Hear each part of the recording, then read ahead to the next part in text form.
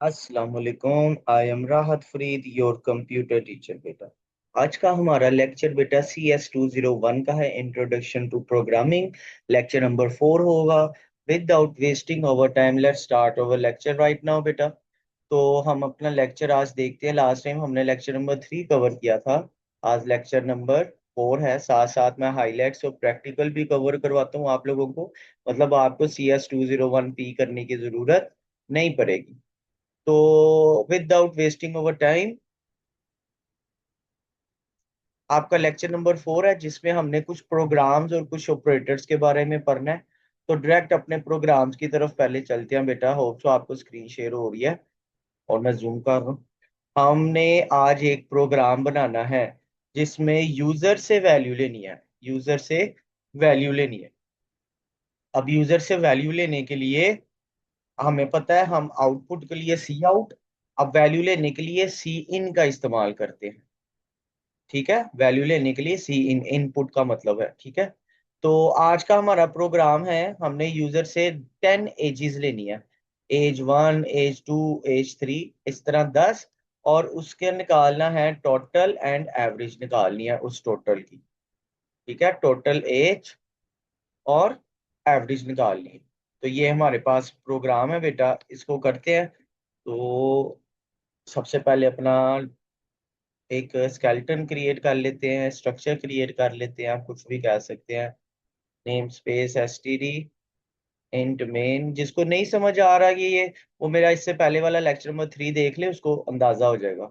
तो मैंने अभी कहा था आप लोगों ने इसमें निकालना है इंट 10 एजेस लेनी है। मैं इधर लिखूंगा एज 1, एज 2, एज 3, एज 4, एज 5, एज 6, एज 7, एज 8, एज 9, एज 10। ठीक है, ये 10 एजेस हो गई आपके पास, और जब भी लाइन एंड होगी तो सेमीकोलन।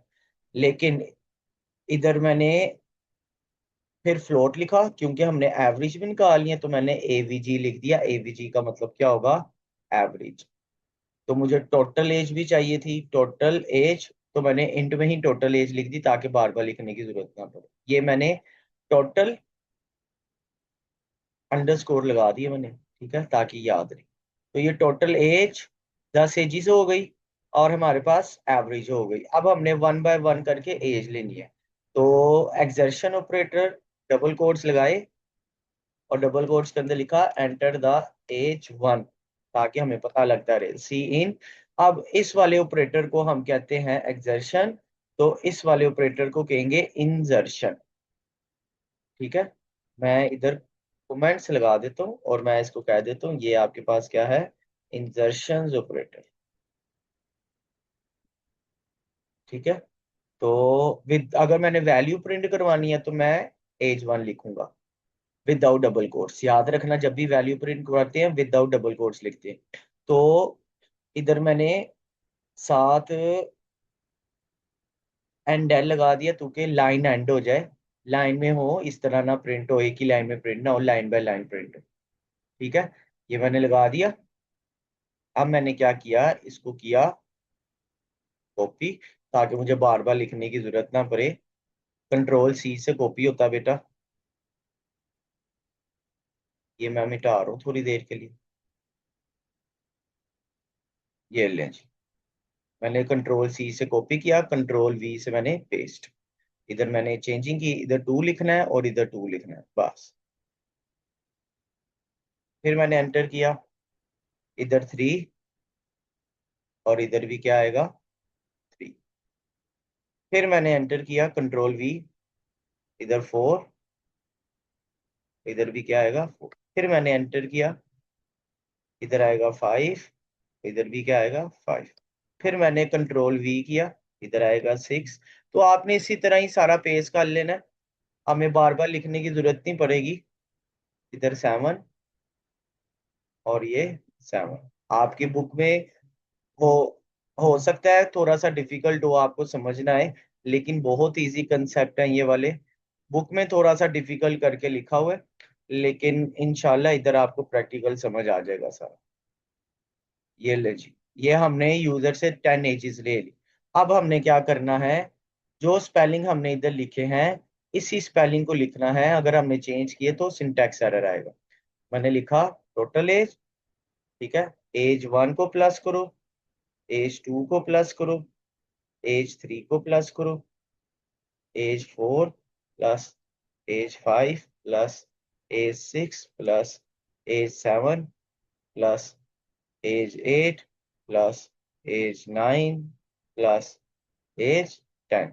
इधर देखने की गलती तो नहीं, ये एज छोटा, ठीक है। और जब भी एक लाइन एंड करनी है तो सेमीकोलन। उसके बाद आपने निकालना था एवरेज, एवीजी। एवीजी का फार्मूला होता है, एवीजी का फार्मूला होगा आपके पास total age divided by total कितने आपके पास 10 है, ये सेमीकोलन। अब ये सारा जो भी होगा एवरेज वो एवीजी के अंदर आ जाएगा, ठीक है। इधर मैं एवीजी को प्रिंट करवा देता हूँ। तो मैंने इधर लिखा cout the average of total number or AVG and E छोटा।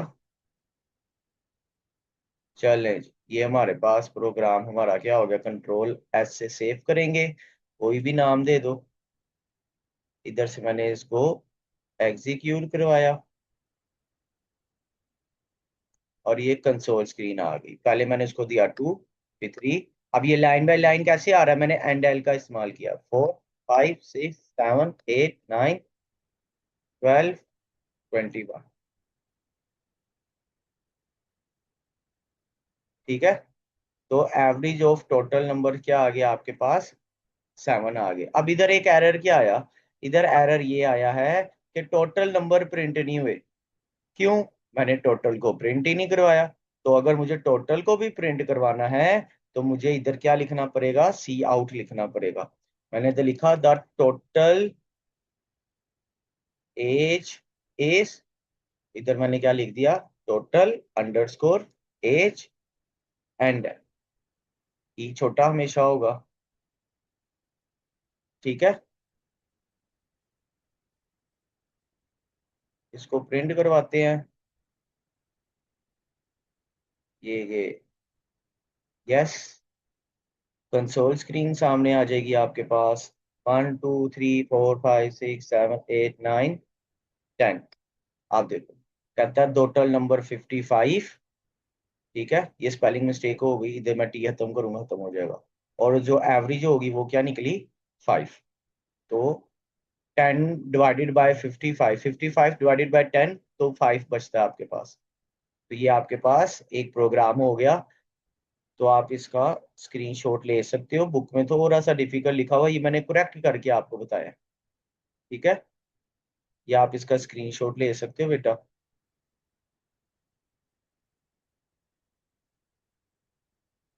मैं थोड़ा टाइम दे देता हूँ, तो ये देखो मैंने इधर से ही खत्म कर दिया।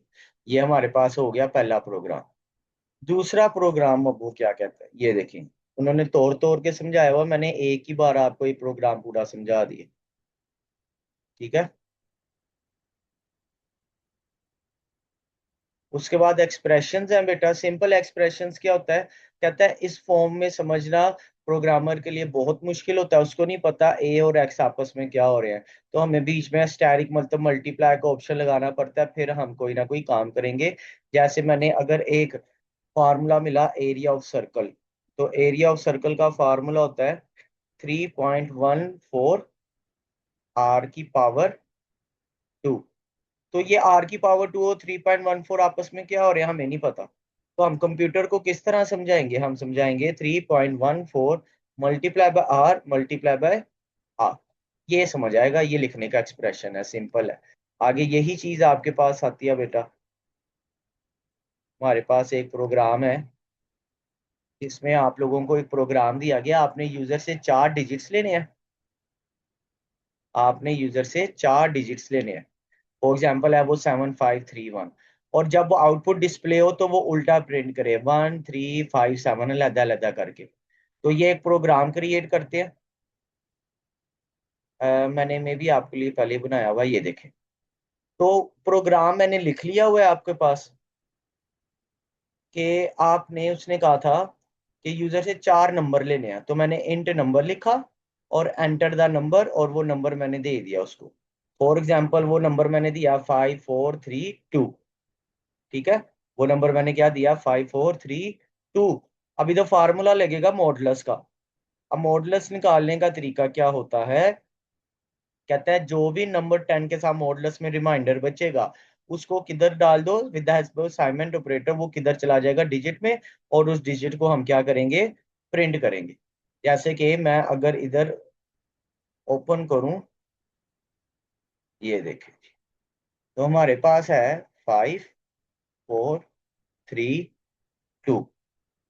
ठीक है, 5432 है, इसका जब हम मॉडुलस लेंगे 10 के साथ, तो ये आपके पास आएगा 5432, 10 5 द 50,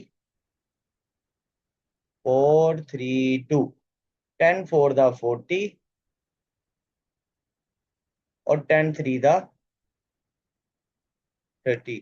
तो रिमाइंडर आपके पास क्या बचा, 2 बचा। तो सबसे एंड वाला नंबर आ गया पहले, सबसे एंड वाला नंबर पहले आ जाएगा। तो मैंने इधर लिखा 2।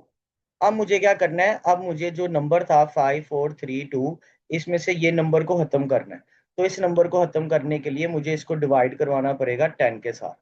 जब मैं इसको डिवाइड करवाऊंगा 10 के साथ, तो ऊपर देखें मेरे पास क्या नंबर बचा, ये मैंने डिवाइड करवा दिया। जब डिवीजन करवाते हैं तो ये ऊपर वाला नंबर आता है जिसको हम क्वोशंट कहते हैं, और जब मॉडुलस लेते हैं तो नीचे वाला नंबर आता है जिसको हम रिमाइंडर कहते हैं। ठीक है, तो 543 बच जाएगा।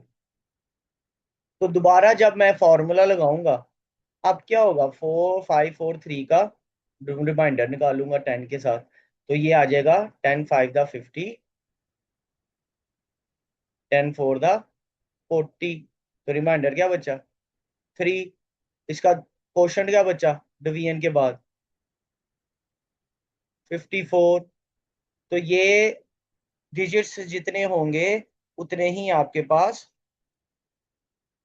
फार्मूले लगेंगे। ये पहला फार्मूला, इधर आपके पास 5432 था, इसका आंसर आया आपके पास 2, और इसका करने के बाद आंसर आया 543।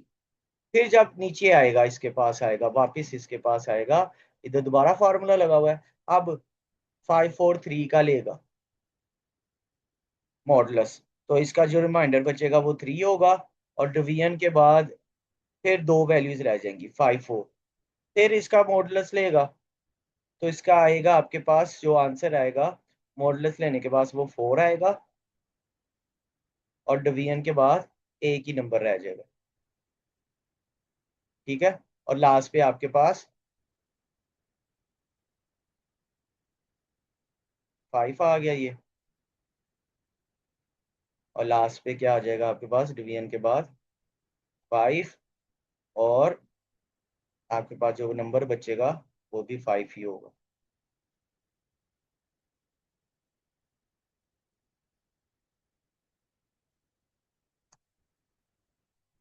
तो इस तरह आपके जो नंबर्स होंगे वो प्रिंट हो जाएंगे एक एक करके। ठीक है, ये 0 आ जाएगा क्योंकि खत्म हो गया आगे। तो अगर हम इसको प्रिंट करवाते हैं, तो वो मुझसे नंबर मांग रहा है, मैंने लिखा 5432।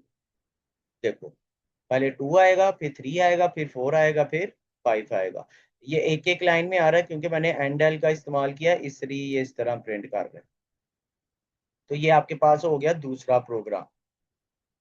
ठीक है, ये आपकी बुक में लिखा हुआ है। उसके बाद आपके पास नेक्स्ट प्रोग्राम आता है जिसमें आपने निकालना है एरिया ऑफ सर्कल, इसके अलावा सिरकमफ्रेंस निकालना है, इसके अलावा डायामीटर निकालना। ठीक है, तो एरिया ऑफ सर्कल का फार्मूला होता है 3.14 multiply by r multiply by are.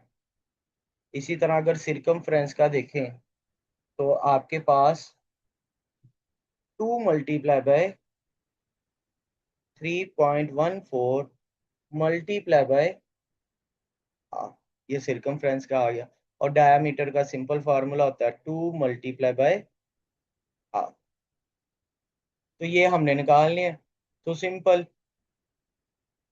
हम अपना शुरू करते हैं काम, प्रोग्राम बनाते हैं इसका एक। तो मैंने वापस आया, include iostream using name space STD int main, ये लें जी। तो फ्लोट लिखा क्योंकि पॉइंट्स वाले नंबर हैं। सबसे पहले तो एरिया है, एरिया प्रिंट करवा दिया। उसके अलावा सिरकमफ्रेंस है, तो सिर मैंने लिख दिया। शॉर्ट वर्ड्स का इस्तेमाल किया करें ताकि गलती के चांस कम हो। डायामीटर ये ले लिया, और इसके अलावा आर था। मैंने सारे वेरिएबल्स को लिख लिया और यही वेरिएबल्स इस्तेमाल हो। तो मैंने लिखा सी आउट एंटर द रेडियस। मैंने इधर रेडियस लिख लिया, सी इन आर। और इधर मैंने फॉर्मूला लगा दिया, area is equal to 3.14 multiply by r multiply by r. ठीक है, ये एक हो गया। एरिया ऑफ सर्कल हमने फाइंड कर लिया, इसको भी प्रिंट करवाते हैं। ये एक एरिया ऑफ सर्कल हो गया। अब मैंने सिरकमफ्रेंस को करना था, तो मैंने इधर दूसरा लगाया, एंटर द सिरकमफ्रेंस।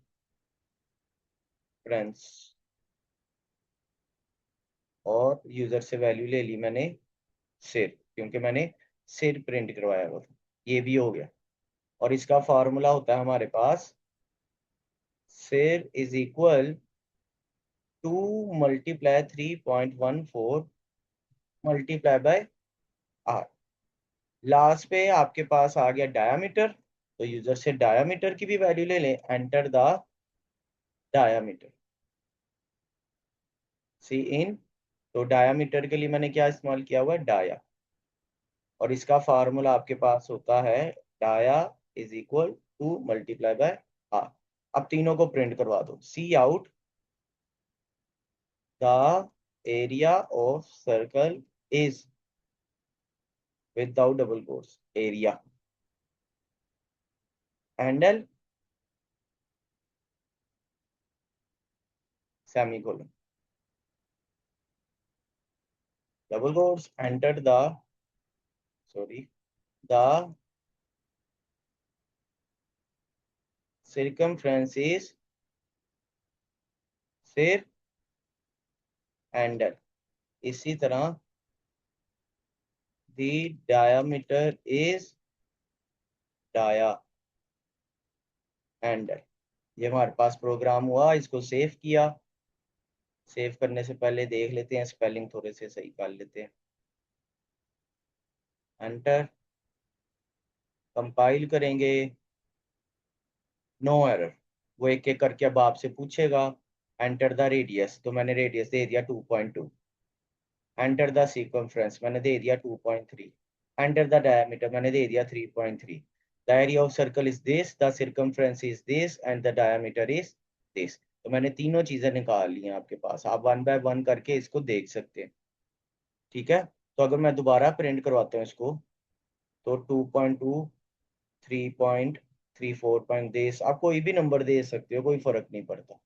लेकिन आप चाहते हो कि एंटर करने के बाद ये चीज आए, तो इसके लिए एक और हेडर फाइल आपकी इस्तेमाल होती है, हैश इंक्लूड कौन आयो डॉट एच। इधर डॉट एच लिखना जरूरी है, ठीक है। और बिल्कुल लास्ट पे जब आपका प्रोग्राम एंड हो जाता है, तब आप लिखोगे get C H, get character. तो मैं इसको सेव करवा के जब लिखूंगा, 3.4, 4.3, 5 समथिंग एल्स,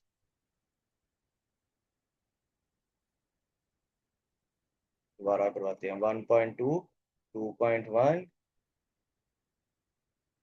ठीक है, तो अब गेट सी एच का मकसद क्या हुआ, आप लोगों ने गौर किया होगा। मैं दोबारा आपको शो करवा देता हूँ। पहले हम जब प्रिंट करवा रहे थे, तब स्क्रीन नहीं रुक रही थी। ये देखें, इधर सिंटैक्स एरर आया। लेकिन अब देखना, जब मैं प्रिंट करवाऊंगा, यूजर मुझसे बोलेगा कि भाई कोई कीबोर्ड से प्रेस करो कोई की, फिर मैं नेक्स्ट फर्दर मूव करूंगा। 3.2, 3.2, 3.2। अब देखें वो इधर ही रुक गया। पहले ये इधर नहीं रुकता था, वो पहले ही मुझे बता देता था इतने सेकंड्स में हुआ। अब मैं कीबोर्ड से कोई भी की प्रेस करूंगा, अब वो बोलेगा भाई ये लो, ये इतने टाइम में आपका हुआ है, प्रेस एनी की टू कंटिन्यू। तो कंसोल स्क्रीन को रोकने के लिए हम गेट सी एच का इस्तेमाल करते हैं। ये ले, ये आपका भी हुआ प्रोग्राम खत्म। आज का हमारा लेक्चर नंबर 4 भी खत्म हुआ। हमने 3 प्रोग्राम्स में ये वाले, अगर जी 3 डाले जाएं तो समझ लें हमने अपने 6 प्रोग्राम्स को इसमें कवर किया। तो आप लोगों का कंसेप्ट क्लियर होना चाहिए। इसमें CS201P का भी मैंने क्लियर करवाया है। होप सो आप लोगों को समझ आई होगी। नहीं समझ आई तो कमेंट्स में लाजमी बताना। काइंडली कमेंट कर दिया करें ताकि मुझे भी थोड़ा सा हौसला मिले, हाँ जी भैया आप लोगों को समझ आ रही है। बाकी चैनल को सब्सक्राइब कीजिएगा, लाइक कीजिएगा, शेयर कीजिएगा, आने वाली वीडियो का इंतजार करें। अल्लाह।